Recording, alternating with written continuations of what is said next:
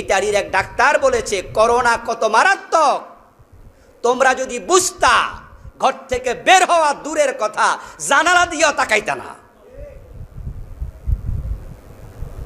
কি যে ব্যথা বিষে, বুঝি বেশে কিসে, কবু আসে বিষে ধ্বংসিনী যারে। যাদের দেশে একদিনে 1000 নাই, 500 নাই, 700 নাই, তারা বুঝছে যতনাকারে কয় করোনার। এখন আমরা যদি নৌকা ডুবাইয়া দিয়া বুঝি, এই বুঝে কোনো লাভ হবে? এজন্য এখনই সতর্ক হওয়া দরকার, আছে না নাই? সতর্ক হয়ে যান। সতর্কতা ইসলামে আছে না নাই?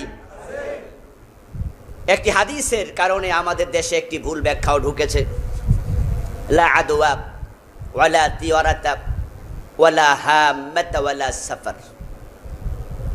সহিহ বুখারীর হাদিস, লা আদওয়া, ইসলামে সংক্রমণ বলতে কিছু নেই। এই হাদিসটি আমাদের দেশে বাংলা অর্থ এইভাবে করা আছে, আর অর্থ এইভাবে করা হবে, এটাই স্বাভাবিক।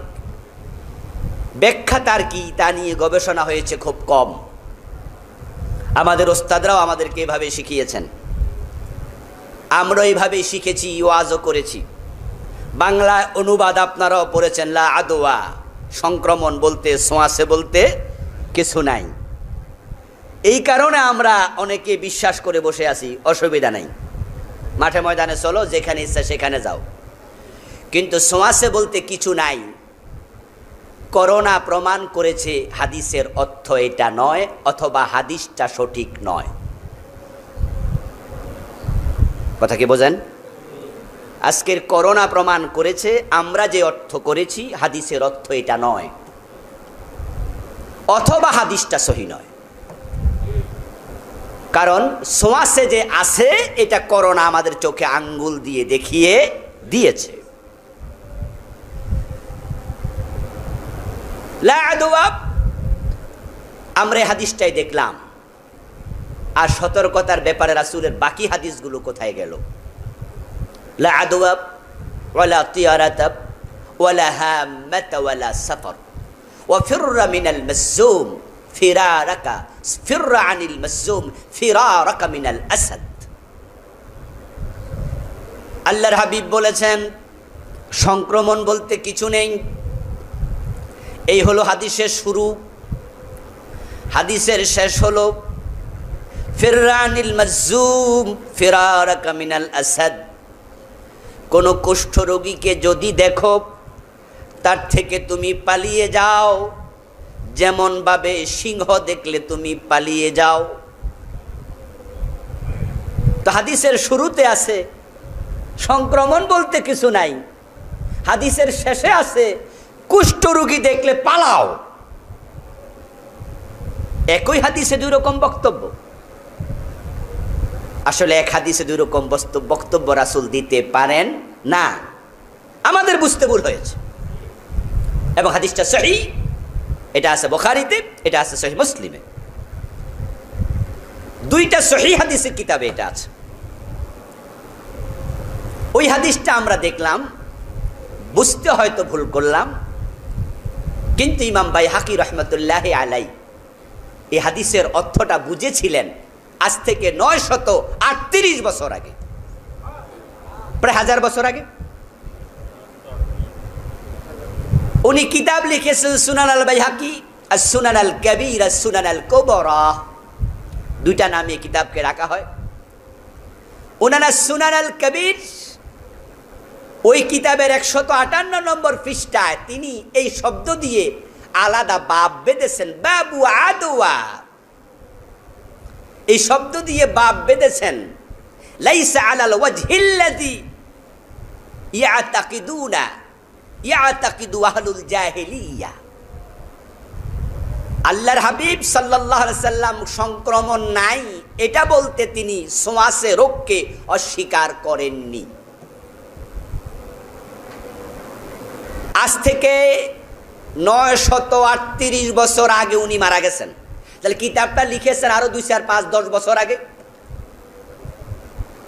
উনি তখন এই হাদিসের ব্যাখ্যা করেছেন, ঠিকঠাক ব্যাখ্যা করেছেন। উনি বলেছেন রাসূল সংক্রমণ নাই এটা বুঝান নাই। সংক্রমণ যে আছে, করোনা ভাইরাস তো দেখাই দিল। উনি বলছে, রাসূল এটা অস্বীকার করেননি। সুবহানাল্লাহ বলবেন না? কারণ ইসলাম কখনো বাস্তবতার বিরুদ্ধে যেতে পারে না। বরং তিনি বুঝাতে চেয়েছেন জাহিলিয়াতের লোকদের ইতিকাদের নাফিয়াত, নিষেধাজ্ঞা, তাকে নিষেধ করতে চেয়েছেন। জাহিলিয়াতের লোকেরা মনে করত একজন রুগীর কাছে গেলেই আরেকজন রুগী হয়ে যাবে, এটাতে আল্লাহর হুকুমের কোনো প্রয়োজন নাই। আল্লাহর হাবিব বললেন, তোমাদের এই ইতিকাদ মিথ্যা। রোগীর কাছে গেলে রোগের সংক্রমণ হতে পারে, কিন্তু সংক্রমণওয়ালা মানুষটা অসুস্থ হওয়া জরুরি নয়। অসুস্থ হবে তখন আল্লাহর হুকুম হবে যখন। মা আসাবা মিন মুসিবাতিন ইল্লা বিইজনিল্লাহ। এবার হাদিসের সাথে কোরআন মিলে যায়।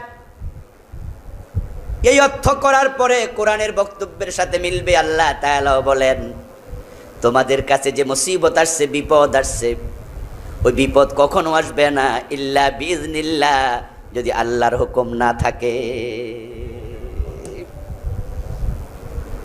সংক্রমণ আছে, কিন্তু সংক্রমণ যার উপরে হয় সেই অসুস্থ হয়ে মারা যাওয়া জরুরি না। তা আমরা কি দেখলাম? যারা সংক্রমিত হয়েছে সবাই কি মারা গেছে? সুস্থ হয় নাই? বরং মারা গেছে যতজন, সুস্থ হয়েছে তার চেয়েও অনেক বেশি। আল্লাহর হাবিব ওইটাই বুঝিয়েছেন। জাহিলিয়াতের লোকেরা মনে করত ওর কাছে গেলে মরে যাওয়া লাগবে। রাসূল বলছে, এটা নয়, তোমাদের ইতিকাদ বাতিল। এবার আমরা দেখলাম যে সতর্কতা, একই সংক্রমণ নাই, ইসলামে ছোঁয়াচে নাই। এই হাদিস আমাদের চোখে খুব বেশি উঠলো, কিন্তু রাসূল যে বাকি হাদিসগুলো বললেন, আল্লাহর হাবিব বলছেন, ফিররানিল মাজজুম, কুষ্ঠরোগী থেকে দূরে থাকো, যেমন সিংহ থেকে দূরে থাকো। তাহলে এর মাঝে বোঝা গেল সংক্রমিত হলে তুমি তো বিপদেও পড়তে পারো, তাই জেনে শুনে বিপদের কাছে যেও না। সহিহ মুসলিম আছে, قال النبي صلى الله عليه وسلم لا يورد ممرض على مسح। কিছু উটের মাঝে আছে খুজলি রোগ। খুজলি বোঝেননি? আমরা বাংলাদেশে খাজলিও কই, চামড়া পচে যায়, খুজলি রোগ হয়।